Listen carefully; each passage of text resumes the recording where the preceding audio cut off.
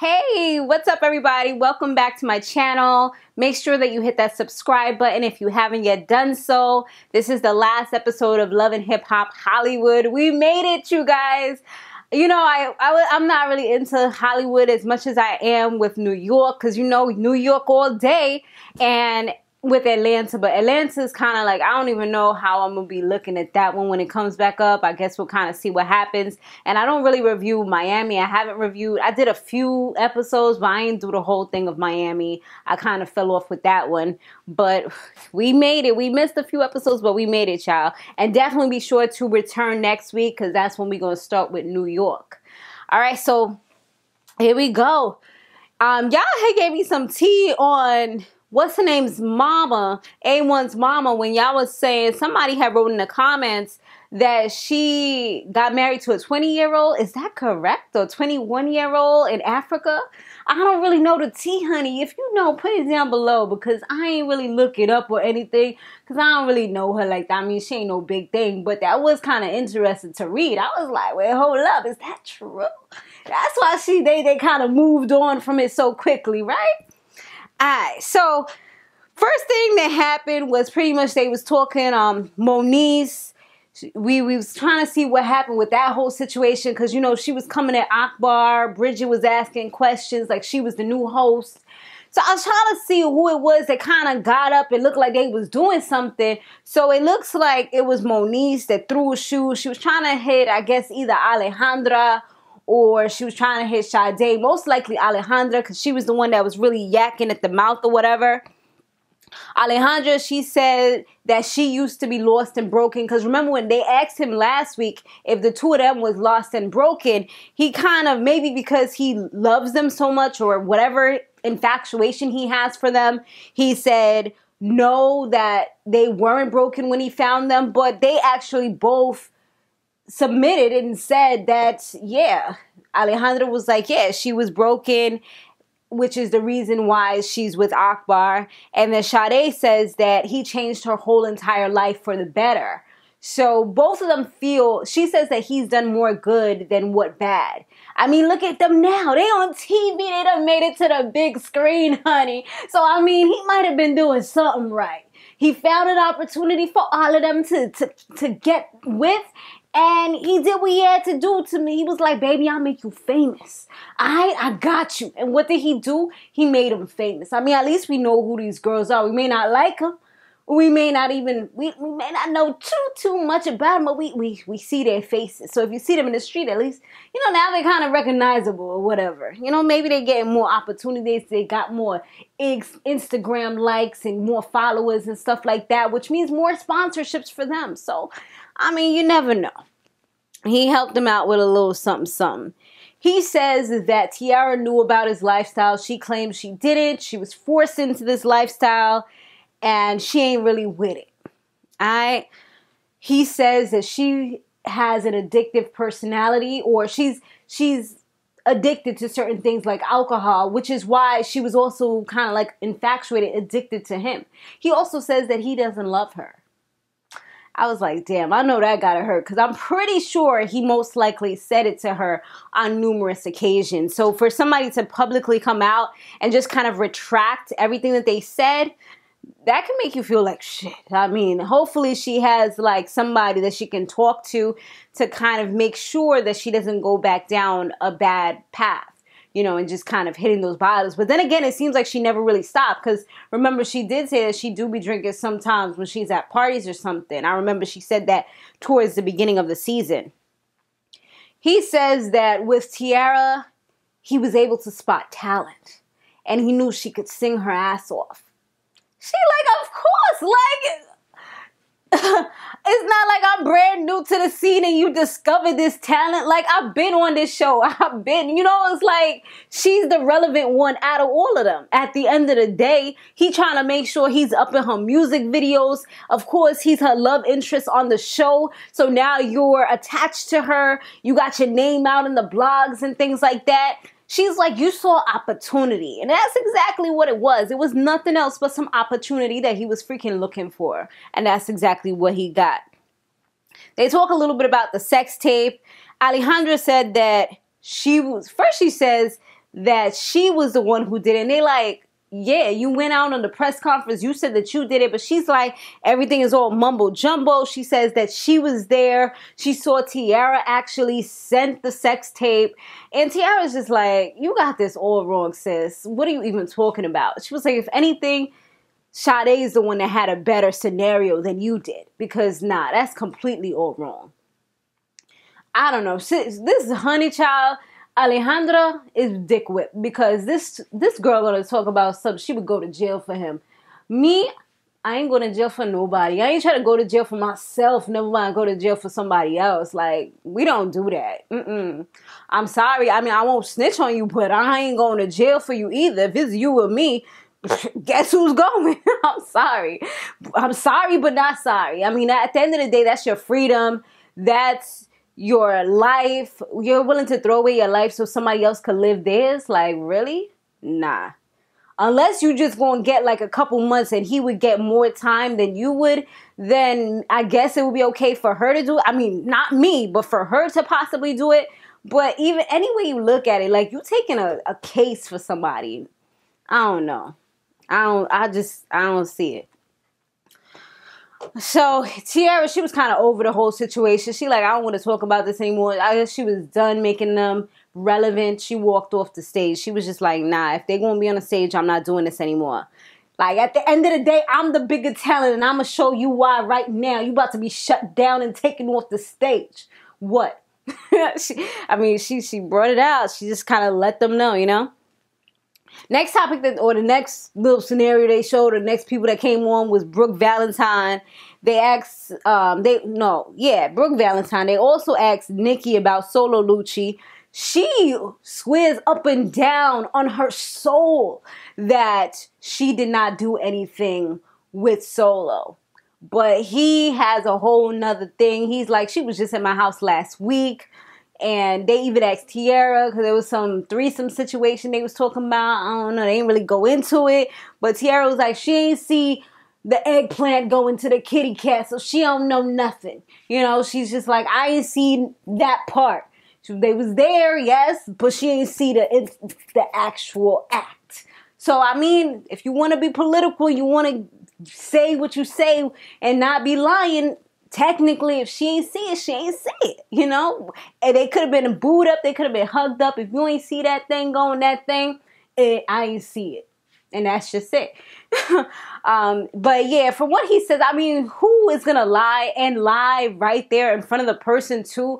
Like, I'm with him. Like, I feel like he actually is telling the truth, because why would you go so hard to say you had sex with somebody if you didn't, you know? Like, and they're sitting right there. Most likely, if you're going to be lying about somebody, you're going to brag with your boys, like, yo, I hit that, you know, I got a little, you know, if you're making a joke or whatever, like, what's his name would have done. But I feel like he's telling the truth. So Amber, her mother, they talked about her and the whole Brooke Valentine situation and, you know, the whole catfish thing. Bridget made up a good point. She was just like, why is it that you were the whole thing is going to Amber when it should be going to Marcus if Marcus is the whole cause of the whole thing? Bada bing, bada boom. I mean, I feel like a lot of times females neglect to realize, like, my dude, you go with somebody else, that means you ain't for me. You for the world. You know what I mean? And if you gonna be for the world, you can't have it both ways. You know what I mean? It's either you claiming me or you claiming the world. You know, and that's just how you kind of have to look at it. Like, that just means that if somebody could be taken that easily, or if somebody could leave that easily, that just means that they really ain't give two shits about you at the end of the day, you know? And that's just, but for him, it's kind of a little bit different because it wasn't him doing it. He just kind of liked the thing. I mean, it kind of could have been because he was following her. That's a close friend. He saw the picture, looked good, didn't really think about, oh, that's actually somebody I know. See, if my boo thing is over here liking pictures for people that he don't know, that's perfectly fine. Send it to me in a DM. I'll like it as well. You know what I mean? But if you do it to people that you went to school with, or, you know, somebody that's down the block, my friends, they do, oh, love, wait a minute. Like, now you're doing a little too much. So it's kind of, it's kind of a respect thing at the end of the day is what I think. And that's why I guess she did kind of feel some way. But she was doing what she was doing anyway. He said not to hang out with old boy Rockstar. And what she do? She went ahead, hung out with Rockstar. She did the music with him, did the hosting for the party, you know, all types of stuff. So it's like she do so, but she don't like so. You know what I mean?